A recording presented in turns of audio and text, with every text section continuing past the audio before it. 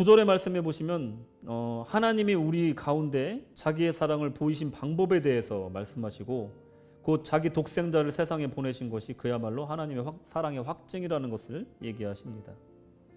이것이야말로 정말로 하나님 자신을 생각하신 것이 아니라 우리만을 생각하신 행위라는 거예요. 확증이라는 거예요. 하나님을 위해서라면 우리가 하나님을 경배하게만 만들어야 되는 것이고, 그리고 독생자를 우리에게 주시기까지 할 필요가 없는 거예요. 앤드류 머레이라는 작가는 이렇게 얘기했습니다. 하나님은 이기심이 없으십니다. 하나님께서는 아무것도 당신 자신만을 위해 간직하신 것이 없습니다. 하나님의 본성은 항상 주는 것입니다. 해와 달과 별과 우리가 보는 모든 꽃, 공중의 모든 새, 바다의 모든 물고기 속에 하나님께서는 자신의 피조물들에게 생명을 전달하시기를 원합니다. 하나님은 자신을 위해 아무것도 지키지 않으신다. 하나님께서는 자신의 아들을 주셨습니다. 예수님은 자신의 목숨을 바치셨습니다. 그것이 바로 하나님의 이타적인 사랑입니다. 우리는 아까워할지 몰라도 하나님은 무한하시고 전능하신 하나님이신데도 불구하고 아무것도 아끼지 않는다. 누구를 위해서? 나를 위해서. 11절에 보시면 사랑하는 친구들아 하나님이 우리를 이처럼 사랑하셨으니 우리도 서로 사랑해야 하리라. 어떻게 하면 더 사랑할 수 있을까? 우리는 이타적인 삶을 살기 위해서 어떻게 해야 될까? 여러분, 혼자 사는 사람하고 배우자가 됐건 누가 됐건 한 명과 더 같이 사는, 그러니까 둘이 사는 거하고 어떤 게 더 건강에 이로울까요? 정신적으로, 육체적으로. 둘이서 사느니 혼자 사는 게 낫다, 이렇게 결과가 나왔습니다.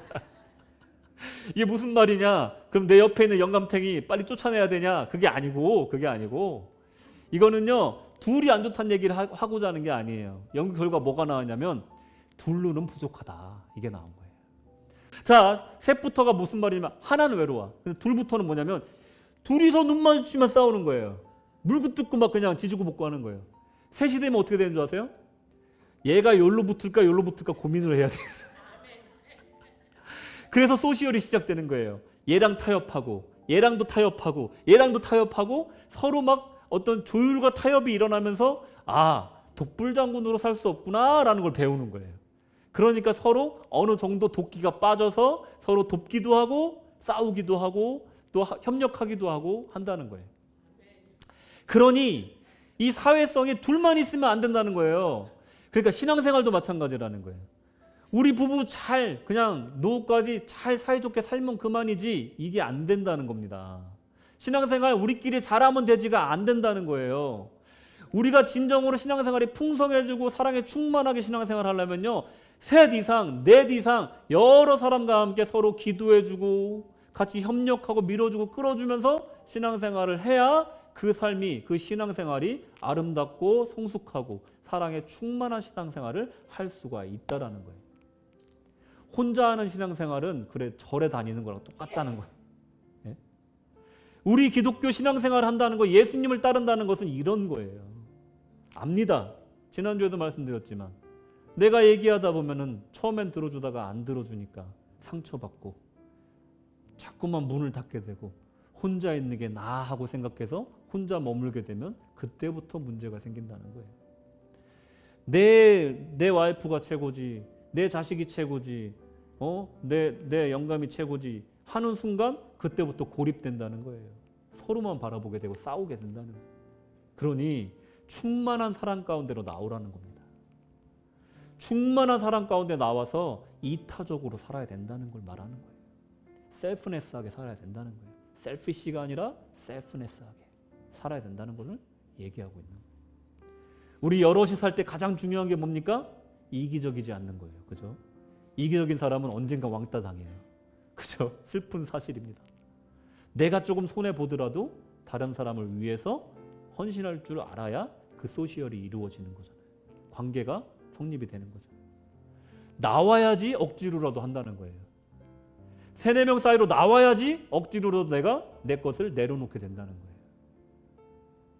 그게 바로 이타적인 삶의 시작이라는 겁니다. 우리가 이 어색한 삶으로 나와야 되고 그리고 불편함 속으로 우리가 스스로 나아가야 되는 이유가 거기에 있다는 거예요. 우리 모퉁이 사역을 찾아오는 사람이 어떨 때는 악취를 풍기며 올 수도 있어요. 어떨 때는 형색이 안 좋을 수도 있어요. 불만만 말할 수도 있어요. 그럴 때 그 사람들을 바라보는 우리의 눈이 내 눈이 아니라 예수님의 눈이 돼야 될 줄로 믿습니다. 거기에서 우리의 이타적인 삶이 시작된다는 겁니다.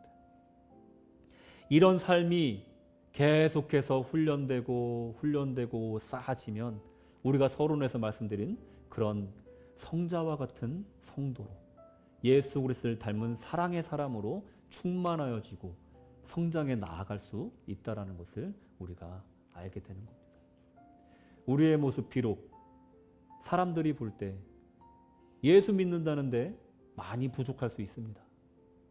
그 삶이 사랑이 많이 부족할 수도 있어요. 여러분은 그렇다면 오늘부터 여러분의 그 자리에서 하나님의 사랑을 묵상하시기 바랍니다. 우리가 얼마나 소중한 존재인지를 깨달으시기 바랍니다. 하나님이 얼마나 우리를 사랑하셨는지 깊이 아시길 바랍니다. 그것이 채워졌을 때 있는 것 주지 마시고 넘치는 것 주시기 바랍니다. 그 사랑에 충만하여 넘쳐졌을 때 그것을 주는 것이 진정한 사랑의 실천이고, 사랑에 충만하여 넘친 것을 드렸을 때 우리 이웃들이 그 사랑의 진심을 알게 된다는 겁니다. 그리고 우리 삶의 방향 자체를 왼손으로 운전하던 것을 이젠 오른손으로 운전하게 되는, 낯선 것을 뛰어넘는 그런 이타적인 삶으로 나아가기를 다짐하시고 훈련하시기를 주님의 이름으로 축원합니다.